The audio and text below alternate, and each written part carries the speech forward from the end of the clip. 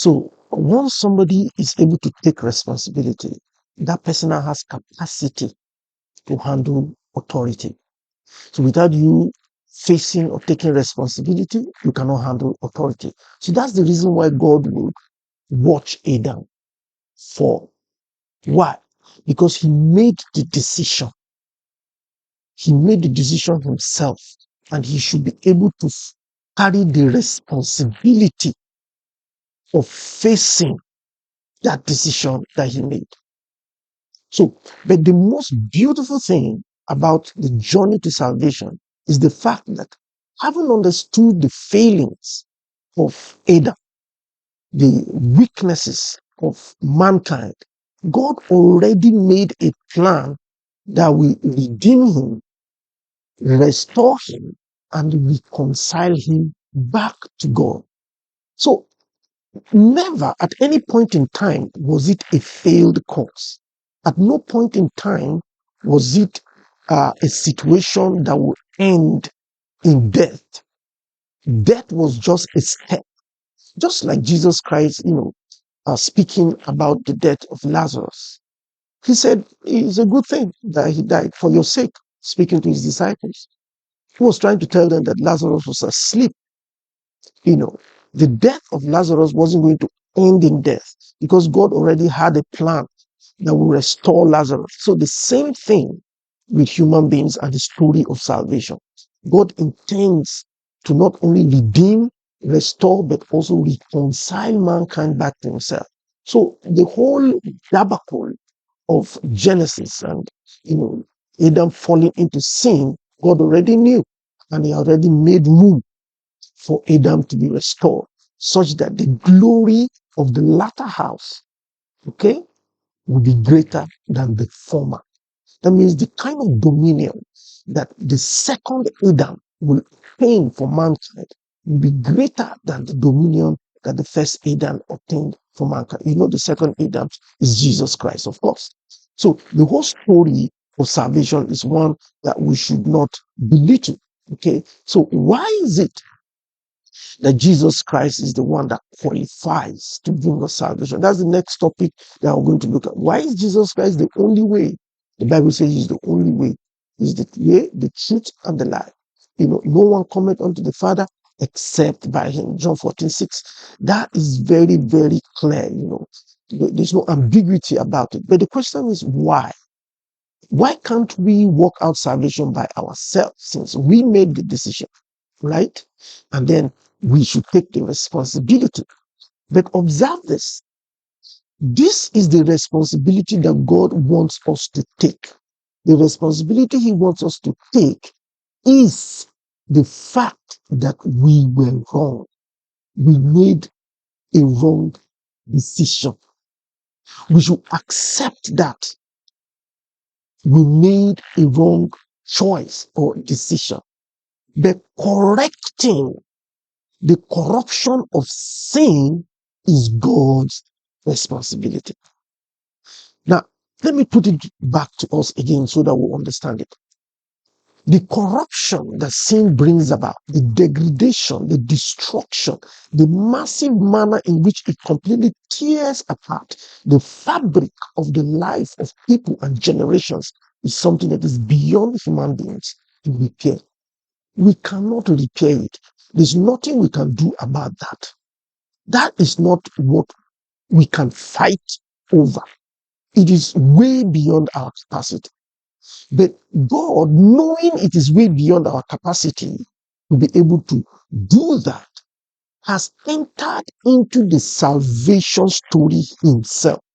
So that what we cannot do, he will do on our behalf. So we have what we need to do, recognizing our iniquity, recognizing our sin, turning away from it, making sure that we accept that we are the ones that made the wrong decision. We made the wrong choices, and then accept that only him can help us and solve that problem for us.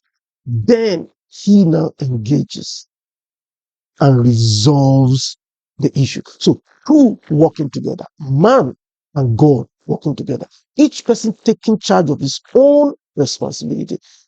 God also taking care of his own responsibility. That's the reason why Jesus Christ is the only one that can be able to save us. Because there's no other name under heaven that we can call on that can save man except that name of Jesus. Now let's look at this. In John 3:30, it says, no man has ascended into heaven except he that came down from heaven, the Son of Man. That's Jesus Christ. Okay? So let me ask this question. If you were traveling on a journey, okay? You were traveling on a journey, a very far journey, and maybe it is very late in the evening, it's getting to 6, 7, and then you get to a junction, a three fork in the road, and you don't actually know, which path to pass. And this journey is very critical. Will you take the first road, the middle road, or the last one? You don't know for sure because you have never come through this way in your life. You've never passed through this way. So there's no possibility that you will know which one of the three roads to pass. But then, sitting beside the road is a man who has traversed this journey before. He knows what is on the first route. He knows what is on the second route. He knows what is on the third route. And he's sitting just beside the road. There are a lot of other people by the road. But for him, distinctively, he has already passed this road before. Let me ask you a question, ladies and gentlemen. Who will you ask to give you direction? The other people who are standing by the roadside who have never traversed this route before, or the person who has gone through this route before? That is Jesus. He died and resurrected. He has gone beyond the grave and he has come back. So he knows what is beyond death. He's the only one that can guide you along that path, the road which he has gone before. Now, this is what places Jesus Christ in a very unique place. None of the progenitors of all the other religions on earth had ever died and resurrected. Now, the fact of the death of Jesus is established historical fact. Many anthropologists have researched it, historians, sociologists, academics all over the world have been able to research this and establish concretely that he died and resurrected. So you have one person who created a religion and says to you, I went to the other side. I saw what was on the other side and I came back. So I'm telling you, this is the road. This is the way. Now, if you look at all religions, most religions in the world, they preach peace, they preach, reconciliation with your brothers.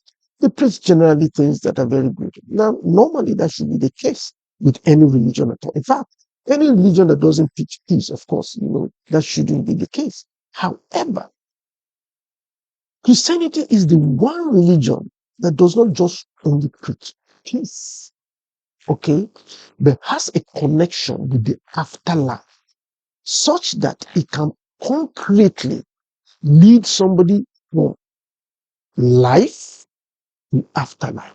So that's one unique thing that qualifies Jesus as the person that can bring salvation to us. He has seen death. He has conquered death. He knows what is beyond the river of life. So he can be able to come back to you and tell you, this is the path.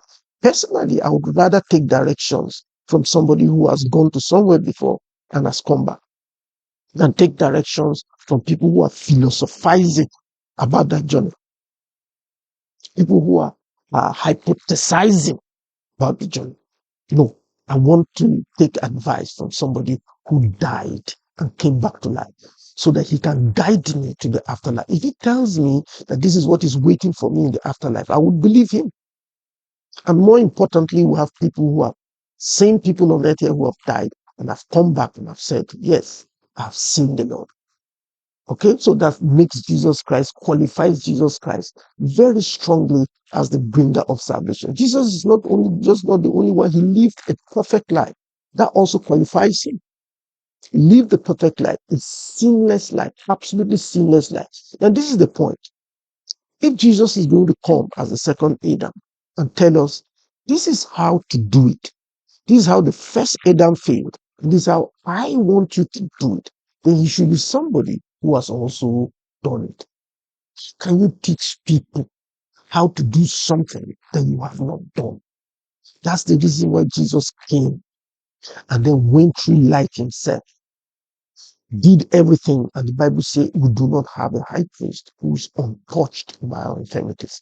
We have a high priest who have experienced all our infirmities, who knows how to resist temptation and sin, and can be able to confidently tell us this is the path in which to walk in order to be saved, in order to receive salvation, and he lived perfectly. So he's the perfect candidate to direct us, to lead us towards salvation, and to give us salvation also. So he fulfilled the law. Matthew 5:17. Jesus fulfilled the law. So that qualifies him as the bringer of salvation. Why? Because the law of Moses had established so much about what man should do, what man shouldn't do, what is the right thing, and what is the wrong thing. Everything put together, Jesus Christ fulfilled it in himself. That's the reason why he created a new command. He said, love the Lord thy God with all thy heart, all thy soul, all thy strength, and everything. And then love your neighbor as yourself. So he condensed the entire law of Moses into two, making it very, very simplistic. Once you believe you need Jesus Christ and you put and place your love upon me, it will now be easy for you to love your neighbor. That's one of the things that I try, to help people understand love with. People usually find it difficult, when they look at that scripture that talks about loving your neighbor as yourself. Now, how do you fulfill this? It's so difficult. But we have not been listening to Jesus Christ. When Jesus stated in that law, he said, love the Lord your God with all your heart. That means love me, God, first, with everything. There should be no space left for any other thing. Then he now said, love your neighbor as yourself. Now look at what seemingly looks like contradiction. If I love you with all my heart, then what part of my heart is now left to love my neighbor as myself? Okay? Because you're looking at two people now. You're looking at your neighbor, and then you're also looking at yourself. So if all the love is meant for God, which part of it is left for my neighbor and myself? So, but we need to understand what Jesus is saying very clearly in order for us to understand that seemingly contradiction. He said, give everything to me, all your love to me, because loving yourself and loving your neighbor is so difficult that it's almost impossible. Because Adam was self-destructing. He didn't show love to himself. Even you are self-destructive. There are things you do that are mitigating against your personal interest. There are things you do that destroy your own personal interest. How much more your neighbor? There are things you do that completely destroys the possibilities of the people around you, your family members, your wife, husband, children, things like that. So when it comes to love, the capacity for you to now preserve the integrity of other people's life and also your own life, I want you to carry everything and give it to me first. And what I will do when you release your heart completely to me in love is that I'll perfect it. Whatever you give to me, I will in no wise cast away. I will perfect your love. And then it is from what you have given me that I will share out to your neighbor. So you are passing your love through God, who is a consuming fire, to your neighbor. You are passing your love through God, who is a consuming fire, to yourself. So as it goes into God, it is purified.